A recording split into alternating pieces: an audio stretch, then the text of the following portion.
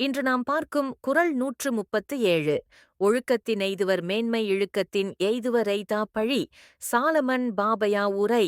ஒழுக்கத்தினால் உயர்வை அடைவர். ஒழுக்கமில்லாதவர் வேண்டாத பழியை அடைவர். திருவள்ளுவர் விளக்கம். திருவள்ளுவர் கூறுவது ஒழுக்கம் என்பது ஒருவரை உயர்வான நிலைக்கு கொண்டு செல்லும். ஒழுக்கமில்லாதவர்களுக்கு சமூகத்தால் வழங்கப்படுகிற பெருமையில்லை, இழிவும் பழியும் மட்டும் கிடைக்கும்.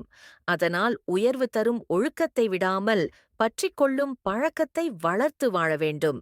சாலமன் பாப்பையா இந்த விளக்கத்தில். சாலமன் பாப்பையா கூறுவது ஒழுக்கமுள்ளவன் எங்கும் மேன்மை பெறுவான். ஒழுக்கம் என்பது நிலையான சீர்மை, பண்பு, மரியாதை போன்றவற்றை உருவாக்கும். ஒழுக்கம் இழந்தால் தான் விரும்பாததையும் பெருமையற்ற பழியையும் அனுபவிக்க நேரிடும். வாழ்க்கையில் உயர்வு பெற ஆர்வமுள்ளோர் ஒழுக்கத்தை விட்டு பிரிய வேண்டாம்.